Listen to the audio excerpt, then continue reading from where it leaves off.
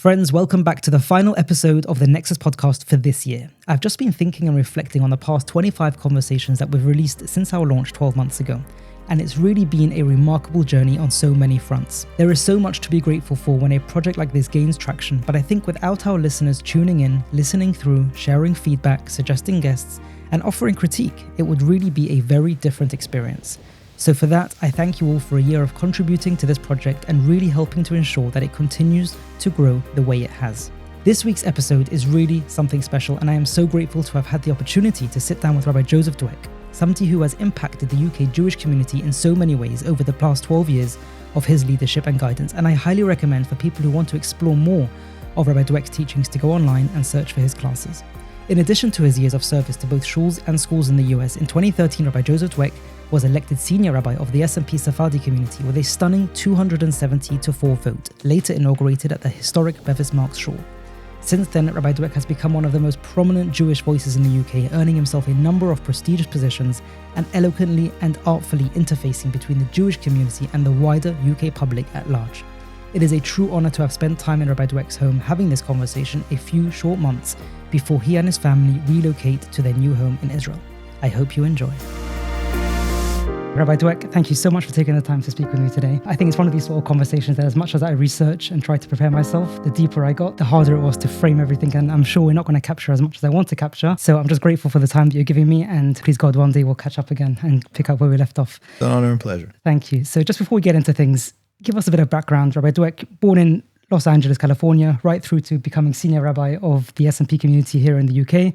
Take us back to your childhood, kind of a zoomed out timeline of your journey to date. So I was born in Los Angeles in 1975, and I grew up there till I was about 18 years old. My family is a Syrian Jewish family. On my mother's side, they're both Syrian. My mother and father are Syrian. Their parents are Syrian. It's pretty much, as far back as you go for at least 500 years until then maybe you hit Spain. My mother's side of the family came to the United States from Aleppo very early, one of the first Syrian families to come to New York in 1901.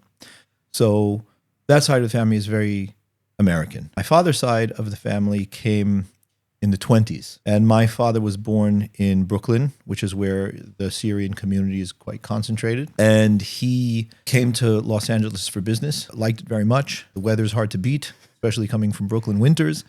And he stayed there. And so I was born and raised there. And so my father was a learned man. My father passed away about 17, 18 years ago. He was a learned man. He loved Torah. And I was raised hearing about his teachers, how he learned. And I guess you could say I was raised with a great deal of Sephardic pride because of that. So he studied with the then chief rabbi of the Syrian community, Rabbi Jacob Kassin. He also studied with Hacham Matlub Abadi, who was a major leader of the Syrian community, although not formally chief rabbi or anything.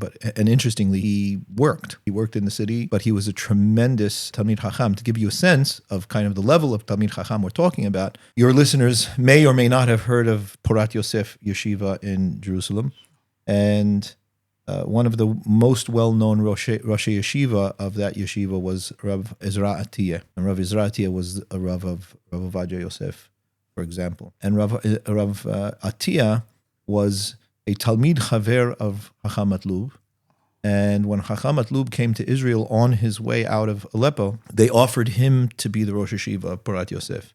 And he said, I have a young friend who'll be better than me, and you'll hire him. And that they ended up offering the position to Rav Atiyah. But that was Chacham Matlub Abadi. I'm staring at his book in my shelf here, Magen Ba'adi. And, he was clean shaven. Like many of the Syrian rabbis, they kind of traditionally, many of them, not all of them, were clean shaven. They were my father's teachers. So I was raised kind of with their photos on our mantle. I was raised of stories of them, and I revered them growing up. Also, my father and my grandfather were very active in the community in different ways in Los Angeles. It was a small Syrian community, but they opened the Syrian synagogue there. They also opened a Sephardic Jewish day school there that I attended. So from my maternal grandfather's side and from my father, I was infused with the Torah of Aleppo, the Chazanut of Aleppo. My grandfather, may he live and be well, was a Chazan, So I learned all of that from them. And I remember that very early on, when I was a kid, Rabbi Yosef came to visit. He came several times, but he came to visit, and he would stay with my grandfather because my grandfather was the president of the community. From a very young age, I was just enamored with him. You didn't know at that point there was going to be family I connection. had absolutely no idea at that point that there would be. But I revered him. I think I would not be inappropriate to say that I loved him, even from the time that I was a kid. So from the time that I was a kid, I loved Torah. I loved learning. He was like a role model for me. So that's what I kind of latched onto. I wasn't really heavy into sports. Some people might say I was a bit of an awkward kid and teenager, but that's what I gravitated towards. So towards the end of high school, so I went to Eula High School in Los Angeles, and I had the opportunity to be in the yeshiva of Rabbi Yitzchak Adlerstein for 2 years, and I learned a great deal from him. And so I knew that I wanted to spend time in yeshiva after high school. There were no real Sephardi yeshivas that I felt that I could kind of get into. And it happened to be that Rav Avadia was opening a yeshiva that year. And he had come to Los Angeles a little bit after my bar mitzvah, and Rav Yitzchak Yosef, his son, was accompanying him at the time. And they had come to my grandfather for dinner, and I was speaking to Rav Yitzchak, and he was asking me, a little bit about myself. And he said, well, if you come to Eretz Yisrael, you come and learn in my yeshiva. But he had not opened the yeshiva at the time, right? He just said, and it ended up being that he was a Rosh Yeshiva. I ended up gratefully being accepted into the yeshiva, really coming out of, an LA kid in yeshiva high school, barely kind of getting my way through a Gemara into an all-Israeli, all-Hebrew-speaking yeshiva. But for me, it was sink or swim, and I was determined to swim because an opportunity to learn with Rabbi Avadia and Rabbi Yitzchak Yosef was the dream of my lifetime. That to me was like a hashgacha, that I was kind of given the opportunity to do that. And in those days, we were very lucky because the yeshiva was brand new. Rabbi Avadia spent a great deal of time in the yeshiva. So he would give shiur at least once a week. There were times when Rabbi Yitzchak was out of town, he would come every single day and give shiur. So I had an opportunity to really be in close proximity to him.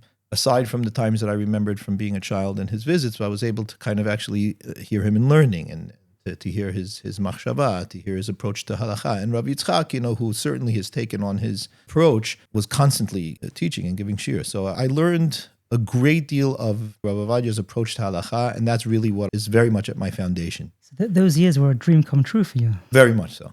Yeah. I mean, it was hard to imagine, that it would happen or that it did happen. I was very, very grateful. I still am tremendously grateful for that opportunity because it's unmatched. It's mamish. It's shimush, as Chazal say, shimusha gedula mitalmuda. The opportunity for that shimush was just unmatched. I was very grateful for that. The boys there must have been years ahead of you because they were very advanced. I mean, ultimately I managed to kind of keep my head above water. Rav Yitzchak was helpful because not only did he took me under his wing. Till now, I'm really quite close to him. Certainly was like a father figure to me. But he also he set me up with strong chavrutas. That, they were strong and advanced in learning. They were able to kind of help me along and lift me and bring me forward. And so I'm also very grateful for that. But just, the experience was amazing. I was there for 2 years, but I still, the Los Angeles in me, and although my family, I don't know if I mentioned, my family was Shomer Shabbat, Shomer Kashrut, but an average, what you might call a modern Orthodox type family. And I was very LA, so there was also that in the mix. And I was kind of determined to go to university and carry on. And that was kind of in my head, my learning. And Rabbi Yitzchak was not happy about that. He really felt that he wanted me to continue with learning. So towards the end of my second year in yeshiva, he said, I have somebody that I'd like you to meet, a shidduch. I was 20. And I was absolutely not interested in getting married. I certainly didn't think that I was going to marry an Israeli. So I called my mother and I said, look, he wants me to meet a girl. I'm not ready to get married. And she said, what do you lose? If it doesn't work, then it doesn't work. If you like her, well then, you like her. Try it. So I said, okay, I'll try. So he didn't tell me who this was, at first. He just said she's a very good girl and so on. And I found out later that it was his niece, not my now mother-in-law. I'm sorry to give the story away very quickly. Adina Bar Shalom. So Adina, my mother-in-law, is the oldest child of Rabbi Avadia. And my wife, Margalit, is like a Bad Skunim. And Rabbi Avadia's, the Rebbitzin, his wife, the Rabbanit, Margalit, passed away a few months before this.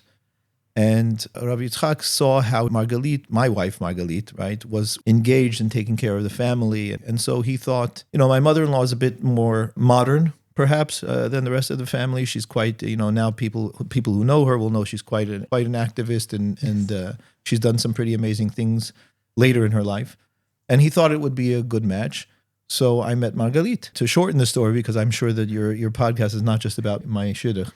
So we married, and I was 20 and she was just at the end of 17. So we were really quite young. It was a blessed time.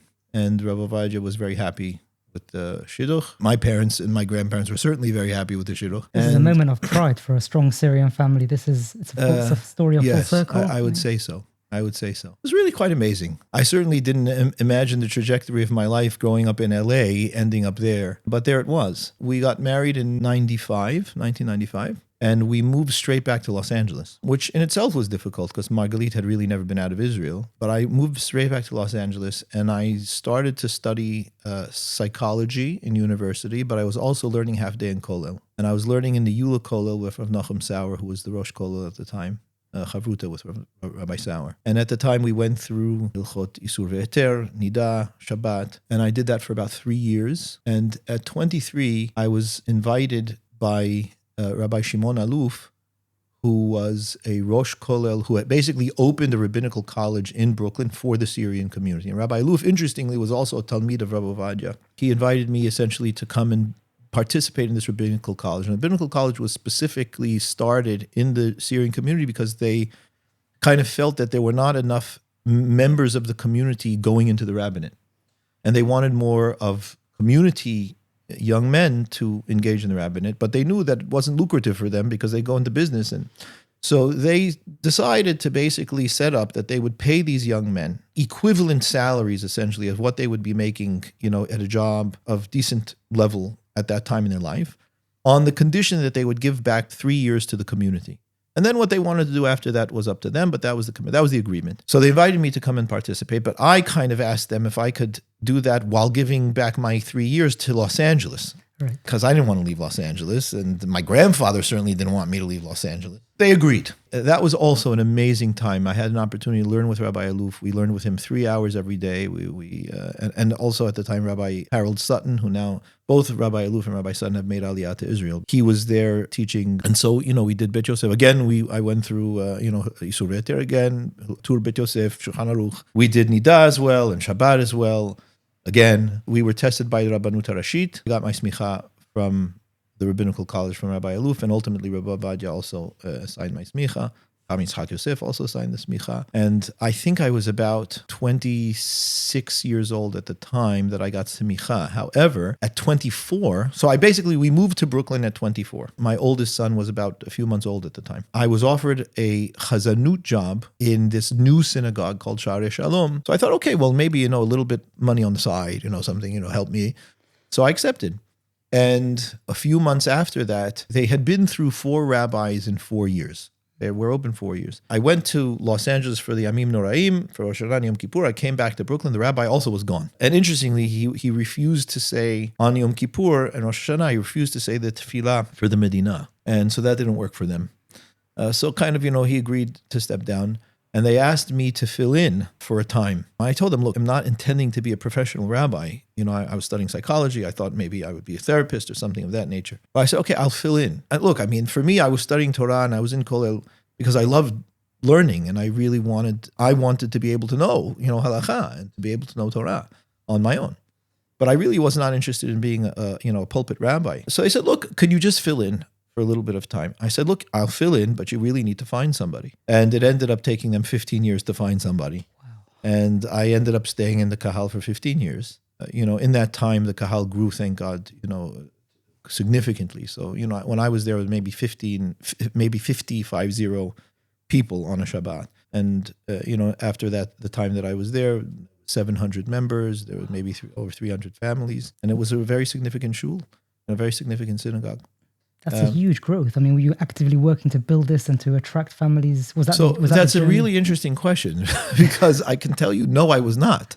I was not skilled, and I still think that it's probably it's not one of my strengths. I'm not a kiruv rabbi. I wouldn't define myself that way. I'm not the most excellent pastoral rabbi, and I think that people certainly would be nodding their head who know me. When I tell you that. Something was attracting those numbers. Yeah, but I was teaching. I was giving 7 shiurim a week. My drashot, thankfully, were well received. I even gave shiur after Musaf every Shabbat. The majority of the shul would stay. So that might have been what kind of held people or kind of connected to people and so on. And that was my passion. I loved and do love teaching Torah. To me, it was very important that the Torah was a livable, practicable, practical frame, that it was given in a practical frame so that people could genuinely take the wisdom of Torah, even the halacha of Torah, the mitzvot of the Torah, and live them and really feel that it was relevant to them, meaningful to their lives. That was very important to me. I saw Hacham Ovadia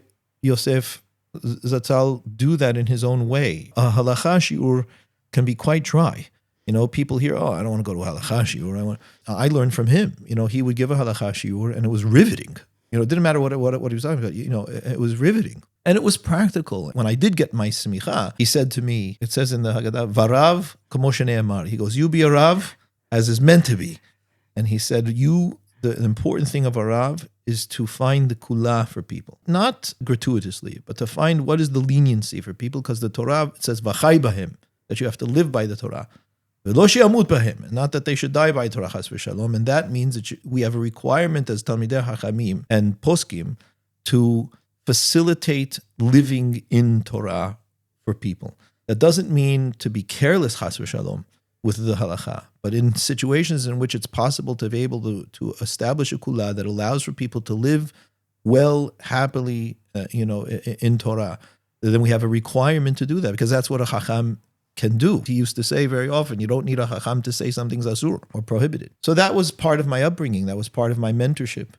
And, that was the part of how it was that I tried to give Torah over, that it was something exciting and fun and wonderful. And that's the way that I saw it and how I see it and how I wanted to kind of give it over. So that's kind of what happened in Brooklyn. And I started to record my classes because I just wanted for the Talmidim who were coming to the classes to just be able to review.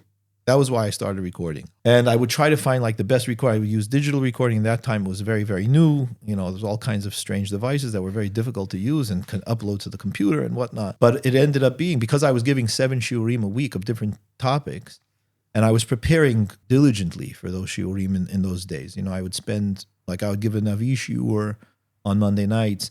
I would spend 6 to 7 hours preparing for each shiur. To me, it was very serious. If I was going to give over shiur, then it needed to be proper and substantive. So that's the way that I would prepare. Same thing. I would give a halacha shiur on Shabbat. I would spend hours. I didn't sleep on Shabbat. In those days, I would spend hours and hours preparing for the shiur. And that was very helpful for me as well, because it helped my learning. Because it's one thing to learn. It's another thing to do chazarah. It's another thing to be able to teach, to teach it. So that was very, very helpful for me in terms of how, my learning. So over the years, so I spent 3 years in Kollel in Los Angeles with Rabbi Sauer, and then I spent about 6 to 7 years in the Rabbinical College with Rabbi Aluf, and then I continued to give shiur over those years in Brooklyn. And so I recorded all of those shiurim. So it ended up being that I had about 15 years worth of shiur that was recorded. And so I put it up on a website, just stam, so that people who were close to me could have, if they wanted to access the recordings. So in that time, that's basically what I was doing in Brooklyn. So I started as the rabbi of the shul at 24, and then in 2010 I became head of school, Rosh Yeshiva of Barkai Yeshiva. Barkai Yeshiva is based on the Barkai system of the schools in Israel that were started by Rav Dan Be'eri, and the aim is essentially to teach all Chamisha Chumshei Torah to the students by the time that they graduate. When I came into the school had been open for 10 years, but it was faltering. And at the time that I came in, it was really at a point where they were questioning whether they were even going to close the yeshiva. And thankfully, the school really turned around. I certainly can't take the full credit for that. We had phenomenal people on staff, administrators and teachers. What I tried to do was to provide the curriculum, because when I came, they basically were handing a teacher a chumash Shmot and saying, here, go teach Shmot to the kids. But there was no structure of how do you teach third graders Sefer Shemot? What's the appropriate way to give it over? What's the system? And how do you test for their knowledge? And so on and so forth, right? So the rubrics, context, and structure wasn't really there. So I tried to create that. I trained the teachers, and I realized that the older teachers, bless them, it was just a very foreign thing to them. So I ended up hiring very young teachers, which I was criticized for at first, but ultimately it worked very, very well. And I trained the teachers, taught them the method, and now thankfully, the Hebrew principal she basically learned with me and mentored with me, and so she's still there and she's kind of taking care of it. But thankfully, it was very strong, and the kids really did come out by the time that they were in 8th grade, knowing Chamisha Chumshei Torah with review, and the boys finished also Seder Moed, Mishnayot. They laid this foundation first before taking them to the next level of learning. That was the... Yeah. And it was amazing. Still is. I mean, it's remarkable. It can be done. Look, we banked on the fact that it was kind of a niche school. So Brooklyn has critical mass. They have these big, elementary schools or primary schools, 3,000 kids in it. So Bar Kai was able to do this because it didn't have to cater to the entire community. And the one thing about Bar Kai was that the parents who sent their kids there consciously sent their kids there. It was which was hard for me because they were very tough customers, but it was an honor for me to be able to serve in that capacity. In 2000, I think it was the end of 2012 or early 2000. Yeah, I think it was the end of 2012. I received a call from the Spanish and Portuguese community here in London, and they asked if I would be interested in serving as a senior rabbi, which to me was very interesting. And in the end, after kind of a long process and so on, we moved to London, and I've been very, very grateful to serve the community as the senior rabbi of the oldest Jewish community in the country for 11 years now. Technically, it's 12, but because I started in 2013, but I was still living in New York. I was coming in and out every month, but we've lived here in the UK for 11 years, and it's been a wonderful time. I've not only had the great honor of serving the community, the Spanish-Portuguese community. I've also been very grateful to be embraced by the wider Jewish community. Thankfully, I still do a lot of teaching and a lot of lectures and things like that. They've thankfully been very well received overall. It's been a tremendous honor, and I'm really deeply grateful for the time. We are now, Be'ezrat Hashem, making Aliyah in December 2025. So we're very excited about that. Fascinating. What a colorful journey. What a colorful timeline. I mean, I feel like I was going on a little bit too long. No, it's incredible. You've really laid the groundwork. That's incredible. So I want to touch on 2014 when you came to the UK. So you mentioned earlier your exposure to Rabbi Vadia's teachings and style of learning and style of giving over Torah and what that did for you to be able to formulate. And I've been binge listening to a lot of your classes online. And it's something which struck me as this level of being able to take intricate ideas and make them palatable and to really break down big, fundamental, broad concepts into such layered and elaborate ways for people to understand. Give me a bit more background, what your path was to be able to develop ideas and to be able to give them over in such clarity. Because like you said, the concepts of halakha or just big, broad Jewish ideas, they're really beautiful to listen to, and they're built up and they're structured and they're layered, and then you hand over at the end. Where did that all rooted? Oh, thank you. I'm grateful to hear that. Look, certainly I learned a great deal of that from Rabbi Vadia Zatzal because he did that with halakha, and I paid very close attention. I wasn't just listening to what the halakha is. I was paying attention to how he gave shir, having learned the sugyot inside in the Gemara in the Bet Yosef, and seeing what he chose to say, how he said it, how he structured it. To me, was a masterclass. So I paid a huge amount of attention, see what he chose to do and why, and what his goal was, what he felt was important for people. And that's a hard thing to do. It's a matter of kind of really being able to, first of all, know it well enough to know this can be left, this is what needs to be heard. So I think that was one thing I experienced that. I, in general, spent a huge amount of time throughout my life paying attention to how people speak. It was something that I gravitated towards. It was something that I felt I liked, I enjoyed, I felt connected to it. So I paid regular attention, from the time that I was 5 years old, really. I paid attention to public speaking.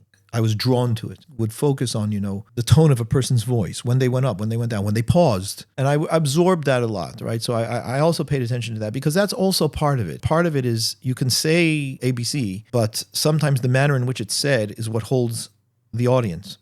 So there's many things, that I've learned along the way that are helpful to help a person understand. But as you say, taking the perhaps more complex ideas, I needed to understand these ideas. Ultimately, if I was going to teach it, I needed to understand it. It's kind of like speaking or understanding language. You can understand a language that is not your first language, but you may not be able to speak the language. It's a different faculty. So, a person can learn the Bet Yosef or can even learn, Rav Kook and kind of get it. But now when you ask the person, okay, what does it say? That's a whole nother thing, right? So that's a different skill. It's a different kind of thing to be able to. So because I was regularly in front of an audience, I really practiced. I certainly can say that, I would hope anyway, that a shir that I'm giving today is not like a shir that I was giving 15 or 20 years ago. Hopefully I've become a little bit more polished with that. So there's also been the 10,000 hours of trying this in the field and seeing what works and what doesn't. I'm not embarrassed to say, I will at times listen back to my shiurim. I will at times listen back to a lecture that I've given. to see how I can make it better. In the early days, I would listen and say, I left that point. I never came back to that point. Or I said this point, I forgot to put this, in this example. So for me, that's what I do. Like that, I'm not very good at many things. I really am not. I'm not very good at many things. Carries so but much this is what I've kind of focused my energy on. I also feel, in all honesty, that if you have an audience that's sitting with you, I've said before, the most precious gift you can give to anyone is your attention, because it is at an absolute premium, more today than any other time, I think, in history. We're all attention deficit today. So if I'm sitting with people and they've given me their attention and they're listening to something that I want to share with them or that they are interested in hearing, that to me is sacred. And I don't want that to be, to the best of my ability, I want that to be able to fall or to fail or to be mediocre. I think, it's all part of that. So it's a matter of kind of, okay, so this is a complex idea. I spend time to kind of really think, okay, how do I put this over in a way that the audience can really grasp it? And there's certain questions that I ask myself that kind of helps that, but it's also a lot of practice. But your audience was also from a very high caliber intellectual... Sometimes. Right. Not always. Sometimes. It depends who. I've had the great privilege of speaking to many different audiences over the years. I mean, like I said, I was a head of school. So I've spoken to 5-year-olds, which is a very intimidating audience, to be honest. So I've had to explain what's Purim to 5-year-olds in a way that they can grasp, where I'm still at the same time not compromising the core idea of what Purim is.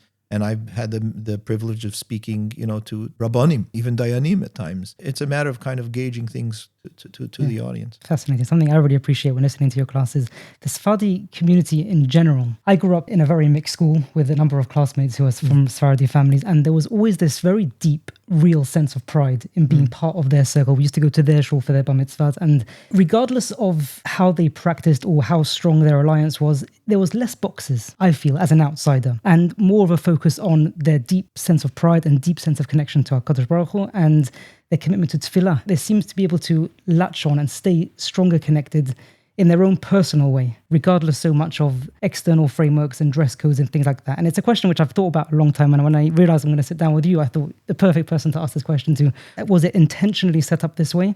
And over the long term, has it helped or hindered either community? It's a very good question. It's complex, really. I think there are many factors. Overall, the Sephardim related to their Jewishness, not primarily as a religion, but primarily as a national identity. So there was always kind of the expat mentality that was, if not fully conscious, certainly subconscious in the Sephardi mind, right? We were sent into exile from Eretz Israel, and we kind of always held that on some level. And that being the case, the religious categorization, which even for the Ashkenazim was relatively new, right? It really kicked in, once Reform Judaism started and the Enlightenment and all of that, which really did look at religion as the form of difference between Jews and non-Jews, at least in that setting, right, during that particular time. Although I will say there was some anti-Semitic rhetoric in Europe that looked at the Jews as, this nation within a nation, and these imposters or kind of these interlopers and so on. But ultimately, the Sephardi mentality was primarily national, familial even, right? Recognizing that all Jews are brothers and sisters. And that is the foundational perspective for the Sephardim, which is why it may very well be that there could be Sephardim who are not fully observant, who may be very minimally observant, but have a place in the community because there are brothers and sisters. We encourage them to keep more. We certainly try to inspire them to learn and to keep mitzvot and, to make that a part of their lives. And the reality is that the standard was always recognized. The standard is halakha. And the Rav was always expected to keep halakha and to hold the standard of halakha. And if you're going to get married, you're going to get married according to Shulchan Aruch, right? What's the appropriate law? We're not compromising on any of that. They may not do it all in their own personal life, but there's no question that if they're coming to synagogue and they're coming to the Rav or they're doing anything properly, they're not going to skimp on the obligations, right? Their brit milah will be brit milah. Their bar mitzvah will be appropriate, kadat v'chadin, according to halakha. So that's kind of the broadest frame, I could say, with regards to the Sephardim. I think the contrast is for the Ashkenazim, because of the Enlightenment, and also, look, I'm saying all of this ostensibly. It's not like I've done academic studies on all of this, but I'm saying it kind of a cursory way. The Ashkenazim also spent 1,000 years with the Christians. There was a very strong influence on the hierarchy of religion in the Christian church, and that probably, without intention, leaked in a certain way in terms of how things were seen, by Ashkenazim and how they related to the religion per se. But I think a lot had to do, it took on a much firmer rigidity after the Enlightenment, during and after the Enlightenment, and especially with the onset of Reform Judaism, because there needed to be protections. And that was all religious and halachic. I mean, the entirety of Reform Judaism was not a nationalistic or kind of movement. It was a religious movement. We're dealing with the religious aspects of being Jew. It's important to recognize as Jews that the religious aspects are absolutely central. They are, part of the very fabric of who we are, but it also is not all that we are. I think to categorize Jews as a religious group is inappropriate. I think it sells us short, because at the end of the day, as I told Cardinal of the Catholic Church here in the UK when I was sitting with him, and he was kind of questioning the legitimacy of Israel, I said to him, Cardinal, you've read the Bible, haven't you? You will know then that the Jewish people were a nation before we were a religion. He didn't have an answer for that, because it's absolutely true. It's only the length of time and history that has caused our people and others to forget that and to look at us as some kind of religious group, which is a mistake, in my opinion. So I think that that's a big part of it. So when you're focusing only on the religious aspects, which happened as a result of the Enlightenment, those boxes become much firmer. The Sephardim, on the one hand, having not in a real serious way, I mean, they were touched by the Enlightenment. They were maybe there were some tremors by the Enlightenment,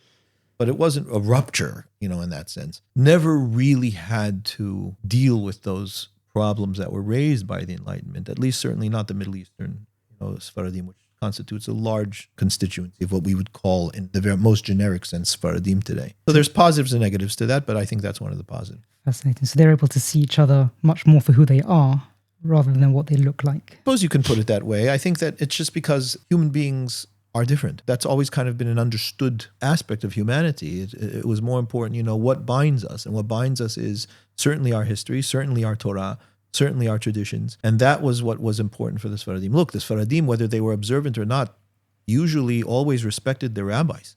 Yeah. They always respected the synagogue. They respected Torah. They may not have been able to do it themselves, but they never scoffed at it or scorned it, right? They never looked at it and thinking, this is, for the wrong people. It's not for my people. That was not, it's till today, I think, Sephardim tend not to do that. They have respect for the Masoret, and they may not be able to afford it, in their own estimations, but there's always a respect for, the tradition. And fascinating. Yeah, I had this question framed and actually came across a video of this very conversation between you and Rabbi Sachs against somebody else, and I was so grateful that I came across that video after I had put this question down. You worked alongside Rabbi Sachs. You had exposure to him. You were close to him. Tell me a bit about his contribution to the UK Jewry, and how much of his personality and style would you say inspired or maybe even empowered the way you were able to relate to your community in your years here? Well, I mean, it was exhilarating and a huge honor to be able to work in the limited capacity that I was able to here alongside Rabbi Sachs. And I was very grateful to do that. That talk. That talk was actually in New York that we did. I think that was 2016. Rabbi Sachs, well, I'll say personally, pretty much from the first moment that I landed in the UK, Rabbi Sachs very graciously and magnanimously reached out to me and welcomed me and offered me his mentorship. He said, look, I'm here. And he would check on with me regularly, and I would sit with him, when I had things that I felt I really needed to discuss or that I was kind of having trouble with in the job. And he was always a source of tremendous wisdom and encouragement, and I'm very, very grateful for that. I will say unabashedly, in my opinion, Rabbi Sachs is probably responsible for the single most powerful and prominent Kiddush Hashem in the world of the century. I really think that nobody surpasses him in representing the Jewish people with such kavod, with such honor, splendor, wisdom, stature, as he did, as he was able to do. And for that alone, although it's not the only thing for that, but certainly for that, I have the deepest respect for him. I have, and I do pay attention to Rabbi Sacks's way. And one of the things that I said after he passed away, which was tragic and heartbreaking for so many, certainly for me, was that he had this amazing ability. People think that he was a great orator, which he was. And they thought he was an extreme intellect, which he was. But you can be a great orator and an extreme intellect and still kind of miss the mark in terms of what's appropriate to say. And he never missed that mark. He was able to take what he knew and use his oratory, right, and apply it almost bullseye every time to the specific circumstance and audience in which he was aiming. And that to me is a superpower. That was remarkable. As I mentioned before, for me, I look at, the ability to be able to teach as a craft. That is, the highest of importance to me. So as I watched everyone, I certainly watched Rabbi Sacks, and I noticed his ability, and I paid attention. What did he say? What did he leave out? What did he? Why did he emphasize this as opposed to that? And what was the way in which he framed ideas? So of course, I paid a tremendous amount of attention to that. And there's no question about the fact that he was able to inspire the entirety of the English-speaking Jewish world and beyond, now that I think that his words have been translated, but there's no question about that. My message, or perhaps my derech, is quite different from him. The ideas are kind of different ideas. It's a different approach, but I think that the craft itself, right, the frame in which he presents himself and the position that he held is something that I took a great deal of inspiration and mentorship from. So I'm very grateful for it. It's really beautiful. I want to fast forward to 2017. Yes. 2017. So notorious year. Notorious year. I want to talk about this from perhaps a bird's eye view and just discussing the ability to discuss the uncomfortable. Mm-hmm. I listen to a lot of content from Rabbi David Bashevkin, 1840 podcast, something which I find a fascinating platform. And I think what he's taught me through all his classes is that it's okay and you can actually feel comfortable being uncomfortable. And sometimes there are conversations that you need to have and you need to expose yourself to, because it's all very easy to say, I've got principles and I understand and I know what my opinions are about certain things. And then one day those things can start to hit closer to home and we're left grappling and wondering why we can't stay afloat and we haven't got the fundamentals and we don't really understand those principles to deal with them. Which is why what he's taught me is that being uncomfortable can be an empowering thing and it can expose you to ideas that you might need sometime down the line. You went through that chapter in your life in 2017. What can you teach us about this concept of the importance of learning to become comfortable being uncomfortable and having conversations which sometimes we may not want to be having, but they're important for us to learn how to answer, how to understand, and how to respond to them when sometimes they might come knocking on our door sooner than we would have hoped for? It's a good question. Not that you need to say that it's a good question. I'm saying, in terms of hearing the question. Chazal say, Kashem shemitzvah lomar davar hanishma, mitzvah shelo lomar davar she'enu nishma. Which means that just as it's a mitzvah, good thing, to say something that can be heard by people, can be absorbed by people, you should say it. You have to recognize as well that it is a mitzvah not to say what cannot be absorbed by the people. And what I take from that is it's never about the content alone, comfortable or uncomfortable. It's never about the content alone. Another way of saying this is it's very often not what you say, but how you say it, to whom you say it, when you say it. So that's another way in broad terms of saying context.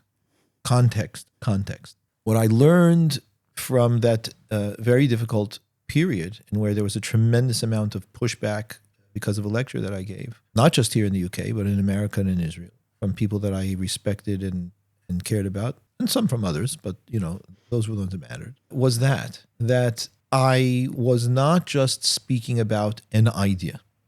It was me speaking about that idea.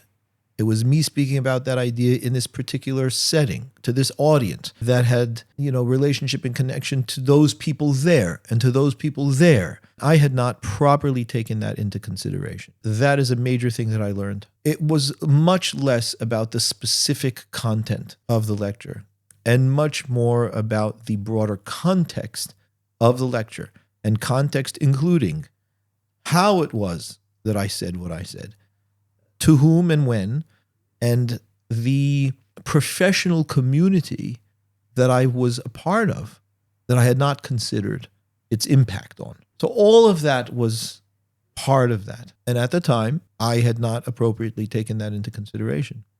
There are reasons why I didn't probably take into consideration. Ultimately, I wasn't experienced enough. And that leads to all kinds of occupational hazards. It leads to hubris, and it leads to ignorance and naivete and so on, all of which I had. So at the time, that Ma'amar Chazal is a guiding principle. It's always been a guiding principle, but more so for me now. I have a deeper understanding of it. And for Chazal to say, Kashem shemitzvah lomar davar nishma, mitzvah shelo lomar davar she'enu nishma, right? It's a mitzvah not to say things that people can't hold, right? And there could be any number of reasons why they can't hold it.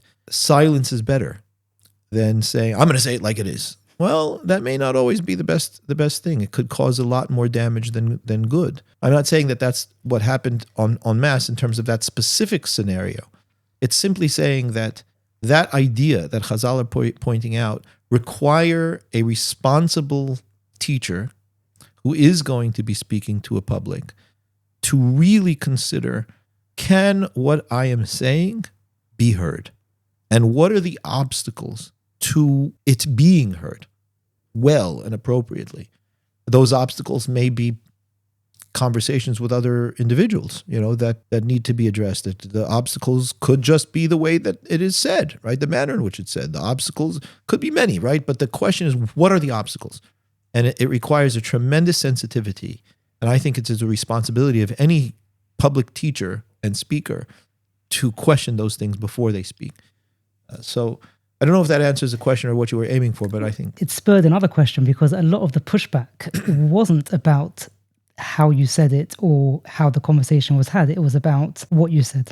And to me, that was confusing, because I think when you break down what you said, and I've listened to parts of it, and I also heard feedback from Rabbi Yitzchok Breidowitz in Ar Samech, and he fed back, and he rooted a lot of what you were saying to big prominent sources.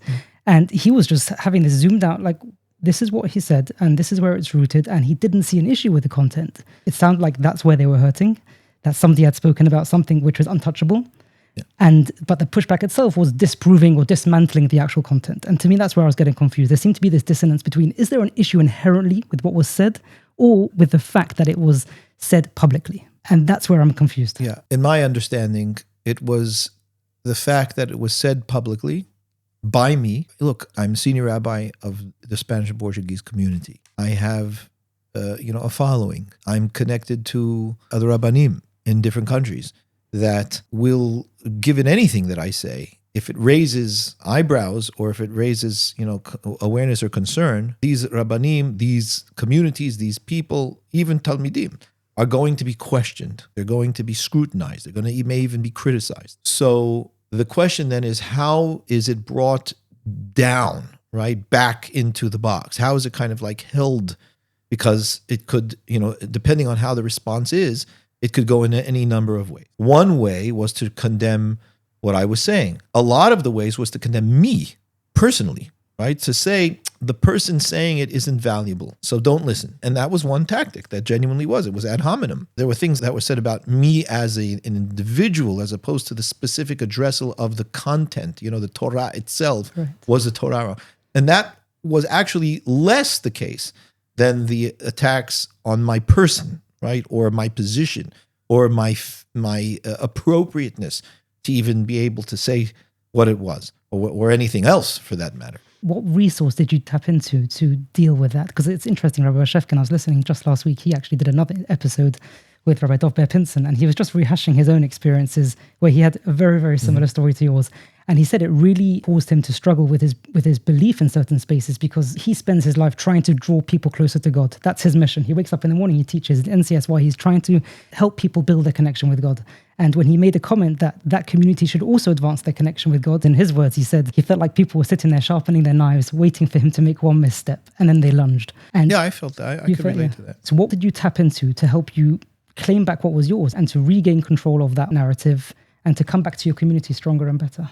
Well, it took me time, because on the one hand, I wasn't surprised by the behavior of human beings. It's like watching National Geographic. People are going to behave in ways that are run by drives and protection and fears, and those are all normal. I can honestly say that I don't have hatred or chas v'shalom or, anger or grudges or resentments towards anyone, really, who may have said things that were very, they were hurtful and upsetting, but I don't have that. It's human beings. It's unfortunate, that was the choice that some people made.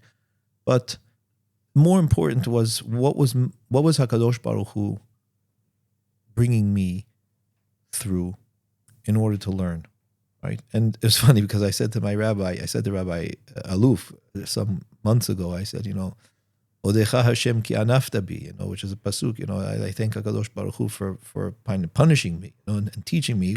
He said, Ata anafta be'atzmecha. He goes, you did this to yourself. Don't put it on God. So, which, is also an important point. But ultimately, it's a question of what did I learn from the difficulty, the Yisurin. And I'm saying to you some of the things that I learned. There was much more. So for me, it was a matter of, I said to myself, learn your lesson here. Learn what you did wrong. Recognize what you could have done better. And that's not to say that, look, people have told me, and I'm grateful for that as well over the years, that the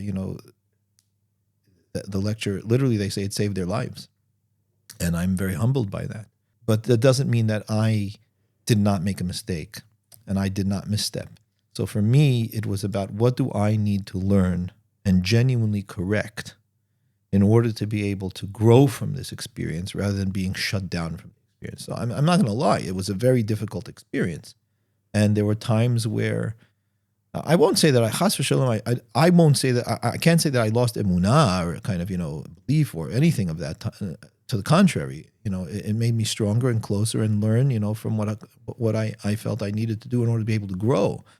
There were times where I felt maybe I don't want to be in the rabbinate, but overall, I hope that it has been an experience of my life that has helped deepen my understanding of humanity, of my relationship with HaKadosh Baruch Hu and Klal Yisrael, and how I might best serve that space if it's what HaKadosh Baruch Hu wants from me to do. Beautiful. It's a tremendous sense of humility to really step back and just look at this objectively and say, what happened? How can I fix? That's what it sounds like. I don't know if it's humility, because I can say that it was a great deal of hubris that got me into the situation in the first place. Right, but the ability to put a hard stop on it at that point. I think that for me, that was a strong check against a hubris that, now that I look back, was like, what was wrong with you? Me, what was wrong with me, at the time. And I'm grateful for, that's what I mean when I say, Odecha Hashem ki anafta bi. HaKadosh Baruch Hu pushed back and checked my kind of, moving out of bounds, which I don't want to do. I realized that I was kind of, out of bounds in that situation. And I felt that, okay, so, I have to pull back here and kind of realign. What's my purpose? What does HaKadosh Baruch Hu want from me? How do I serve that best? And, and carry on. There's no... It's really beautiful. I think those reflections can help, I suppose, a lot of people going through any circumstance where they're feeling pushback or being rejected for certain things. It's a beautiful frame of mind. Your move to Israel. What should the people of the UK be thinking about Aliyah? Through the lens of the media, it seems like our future here is horribly hopeless, terrifyingly hopeless. And to probe a little deeper, why is it that in some communities the concept of Aliyah is prominent, it's spoken about, it's encouraged, in some it isn't? What can you share with us about your journey in making that decision and how we should be thinking about it as well? For the good majority of my professional career, I've looked at my work as shlichut, because I do believe that the most fundamental way to recognize or to identify ourselves as Jews is that we are a national family. The brit with Avraham Avinu is with Avraham and his children, not with Avraham and his Talmidim, not with Avraham and his spiritual heirs. Right? If it was only about the thought and the religious ideas, then it would make sense for HaKadosh Baruch Hu to say, Avraham, I'm setting up a brit with you and your Talmidim, the people who sign up to your thinking, right? Who sign up. That's not the brit. The brit is with Avraham and his children. And that means that it's Avraham and his family. And that is because, as Michael Wishegrod writes in The Body of Faith, that when HaKadosh Baruch Hu looks at Avraham Avinu's children, he sees in them the face of his beloved. We are first and foremost a national family, and we have a home like any other nation on earth. And Eretz Yisrael is our home. That is the bedrock core of who we are.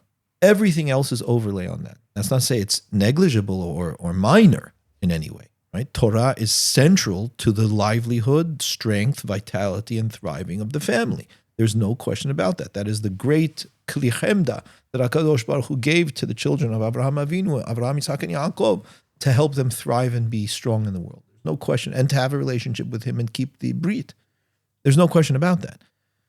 But that is a means to the end of the covenant, right? The Torah is a means to the end of the covenant, which is ultimately a relationship between HaKadosh Baruch Hu and Abraham Avinu and his children, which is us. For me, that's the frame. If I'm abroad, when we have an opportunity to actually live home, which has been something that for 2,000 years our people have not had the opportunity to do, which is the greatest miracle that our people have seen in that time. There's no question about that in my mind.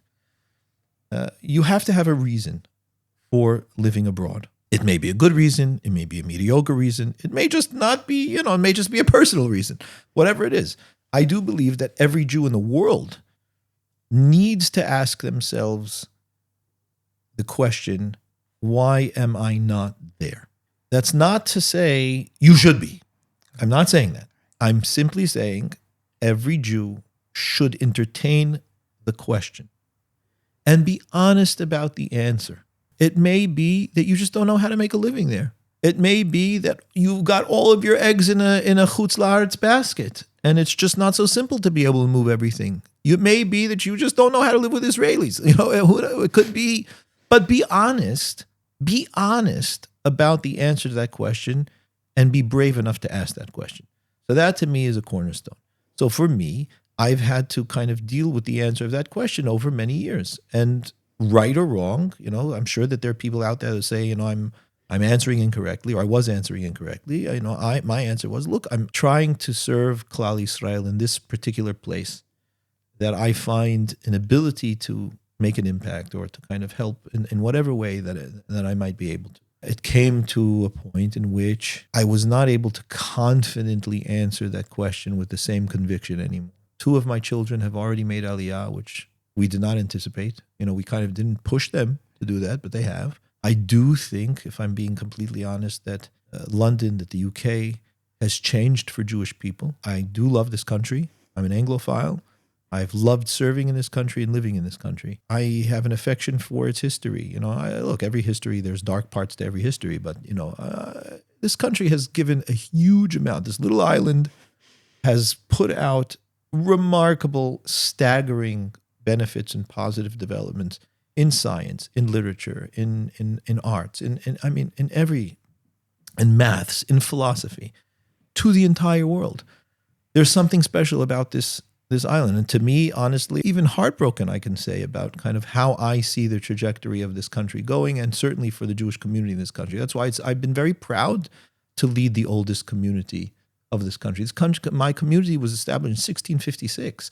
What they've seen in over 350 years, being here, in this time, is remarkable. They've been able to carry through and to hold, their Judaism is so important during this time. So to me, all of that is important. It all matters. I'm concerned about this country in general, in terms of the political direction it's taking, the leadership and its constituency. It's not the country that I came into even 11 years ago. Wow. And I'm worried about the kind of the trajectory. I'm also worried about the Jewish community. So for me, I can say that I don't feel, as a Jewish person, I don't feel comfortable. And if I don't feel comfortable being out on the street, and I, to a certain degree, don't feel welcome as a Jew in this country in the way that I did 11 years ago, or up until, certainly up until October 7th, I had to ask that question again. Why am I not there? And there was not enough anchoring me in this country to say I shouldn't be home. My wife and I made a decision to go back home and, to be in headquarters. Bezrat Hashem, my plan is to visit the UK 3 to 4 times a year. It's very important for me to keep my relationship with this beautiful community that I've had the great privilege of serving and that I'm so grateful to be welcomed into. I'll spend time in the United States. I'll travel. I'll be doing lecturing and teaching, around, and hopefully writing and, doing more on social media and watch this space. I'll be doing it Bezrat Hashem from headquarters. Framing it that way, the question, why not? Got to be a real answer as to not being there. That's really profound.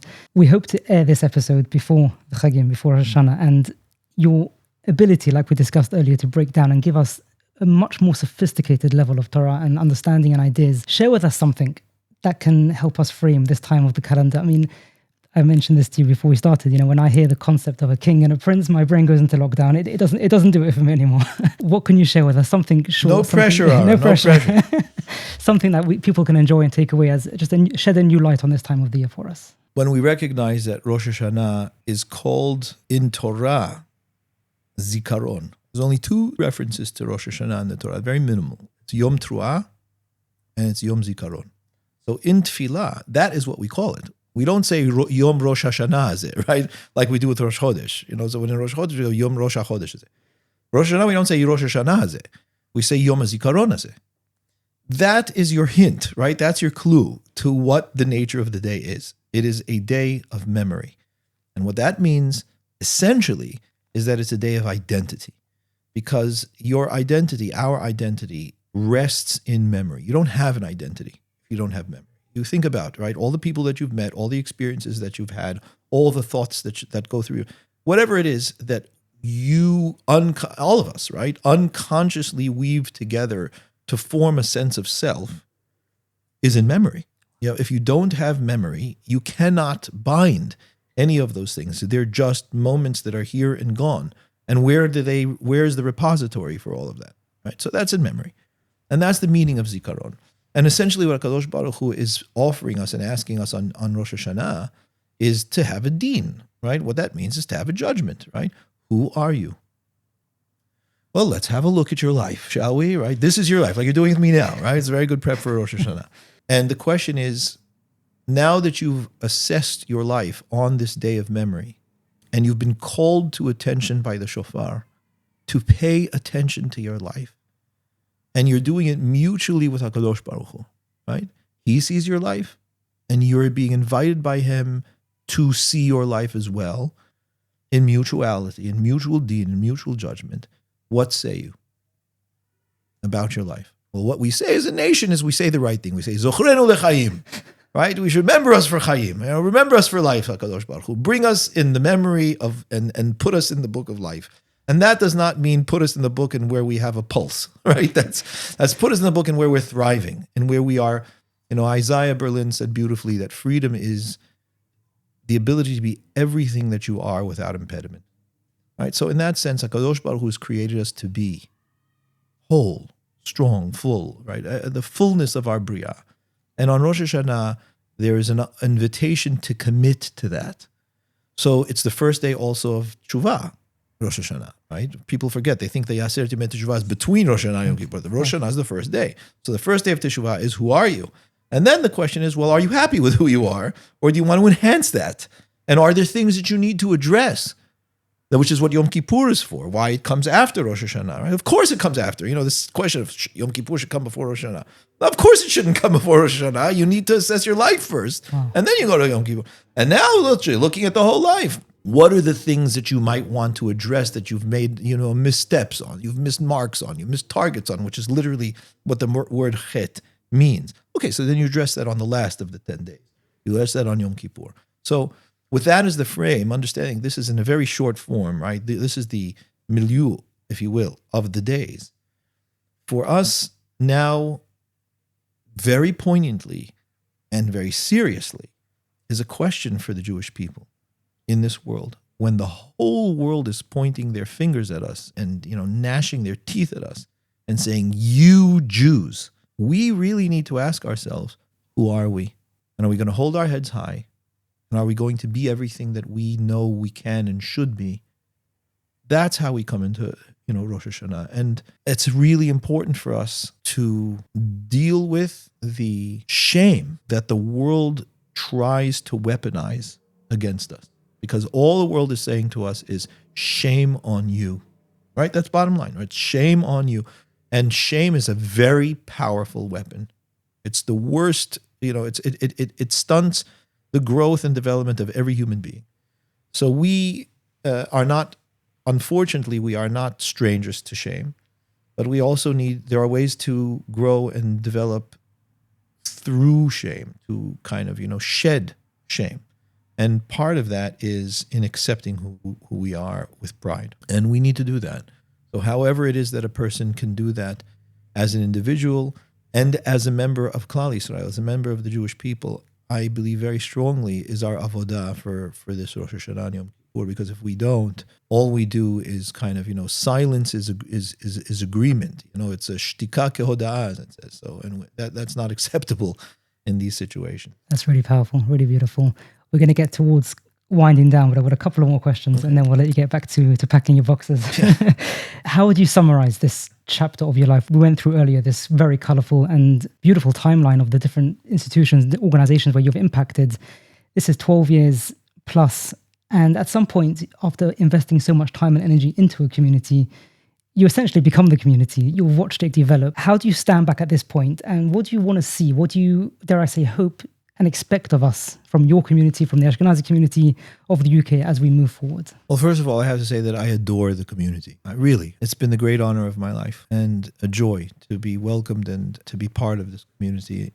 And I look forward to, to the continued way in which I'll keep connection. Education is the heart of our people. And I would like to see the level of Jewish education strengthened in Anglo-Jewry. What does that mean? I say that having been a head of school, having been a senior rabbi in the community, having sent my children to schools in the community, having spoken in schools and worked with teachers in the community. So I'm speaking from that perspective. What does better, stronger Jewish education look like? And I say that because with stronger Jewish education, it gives a chance for better Jewish pride and identity. Now, I will say as a caveat to that, it really can't happen without family. Friday night dinners are very important, and I know that for the great majority of the Jewish community, certainly the young constituency of the Jewish community, Friday night dinners are very important. They're sacred. People hold that as one of the most, if not the most important part of their Jewish identity. But it's not enough. Families, certainly, people who are raising children now, Jewish couples who are raising children now, it is essential that their children feel a pride in their Judaism and their Jewishness. And that means being in Jewish spaces, not as kind of paying dues, but as part of life. And I know that that's something that many, many Jews in this country are not used to, but it is worth the effort to lean into that and find a synagogue that you feel comfortable with and that you feel like you could be more frequently engaged with. Why? Because it has to do with the pride of being Jewish and knowledge about what it is to be Jewish. In my mind, essential for the future of the Jewish community in this country. Education looks like, first of all, the Hebrew language. We are not teaching our children in the UK Hebrew language sufficiently. And when I say sufficiently, I mean it's really not really good. It's really, really not good, not good levels. It's their national language. It is the access to Torah. It's the access to Israel. I can tell you, many people have said to me that they would move to Israel, but they don't think they can because they don't speak Hebrew. And that's a significant deterrent. Moving to a country in which you just don't speak the language or understand the language or read the language, yeah, well, that's a significant deterrent. So the connection to Israel itself and the connection to our central national religious texts that are the light of the world, the native tongue is Hebrew. And we are robbing our children by not giving them a sufficient capacity to kind of work in the language. Second is, I genuinely believe that all Jewish children, regardless of their religious practice, adherence level, should be taught the 5 books of Moses, right? They should be taught the Chamisha Chumshei Torah, because I think they should be taught the entire Tanakh, really. But at the very least, the full 5 books. And that's an unpopular opinion because no one does it. From far right, Haredi to, the furthest left, they just don't do it. And I think that too is a form of, I'm going to use a strong word, theft, because it belongs to them. It is the foundation of their whole identity in those books, in the Torah. And people think it's a religious thing. It's not just a religious thing. It's an identity thing. This is who we are. Every other non-Jew who reads that book, who studies that book, who cares at all about the book, and there are many out there who still do, are reading it from the outside in, When the Jew reads the Bible, when the Jew reads the Torah, they're reading the stories of their family. They are reading their own personal history. This is you, right? It's genuinely, it's your flesh and blood. It's your bones. And we just don't give it to them. And that to me is, unfortunately, a form of theft. It's their inheritance and we're not giving it to them. So those are two fundamental things that I think genuinely would have a huge effect on just general Jewish identity, sense of pride and purpose as a Jewish people that we just are not doing. As I said, I was a head of school. It's not easy to kind of change curriculum and move bureaucracy, but I'm again, sorry for a strong term. This is do or die. We are not just carrying along. This is not just blowing over what we're watching right now. We may have been able to kind of sail through if things were just kind of running along as they were, but they're not. We have to really hunker down and embolden and strengthen ourselves if we are going to have a future outside of Eretz Israel. And I think that's a very major part of it. Wow, really powerful. I mean, you saw the benefits of that process in the Barakah School in America. So I've seen the difference. You know the difference. I've seen the difference. Fascinating. Rabbi Dweck, it's been really enlightening, beautiful speaking to you and hearing your journey and your insights. I want to close with your opening words that you shared at your inauguration in the beautiful Bevis Marks Shul back in 2015.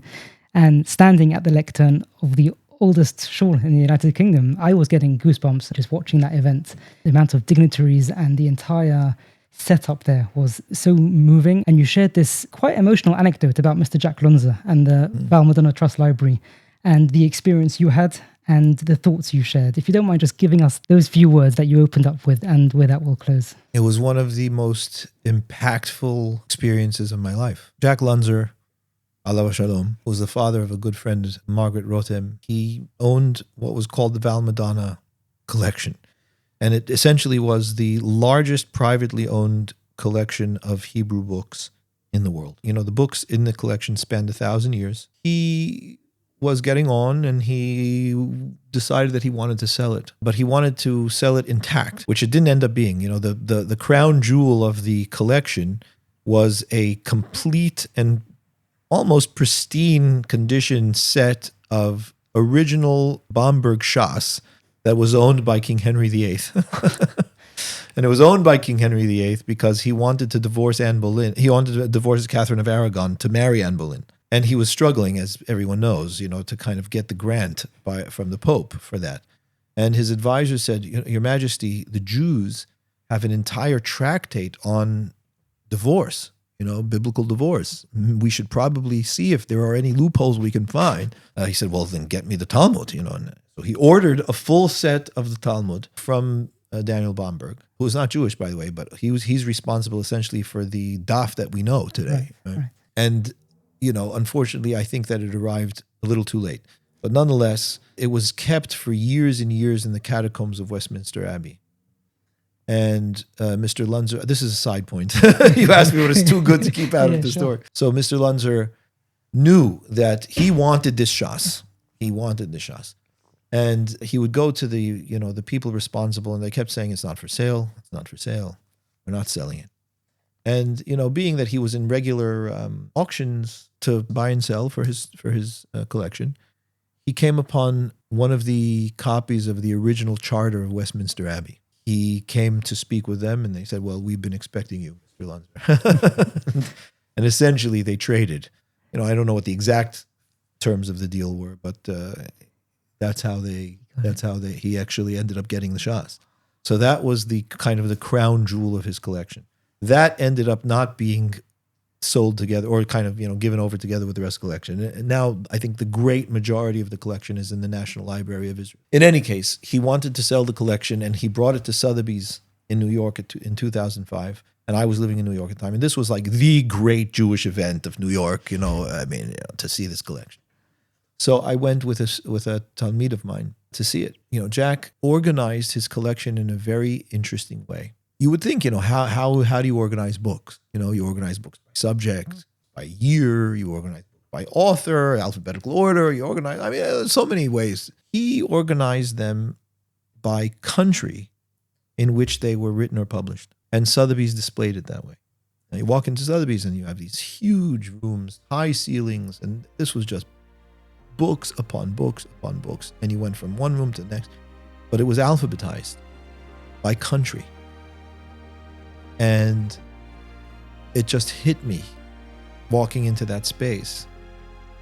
From A to Z, there was practically not a country in which we had not lived, Jewish people, which we had not, language that we hadn't spoken, culture that we had not somehow experienced and absorbed into our national experience. And in every one of these places, all of that changed, right? If we were living in Baghdad, we spoke Arabic. If we were living in Berlin, we spoke German. We ate different foods. We spoke different languages. We thought differently. Everything was different. One thing was not different: the Torah.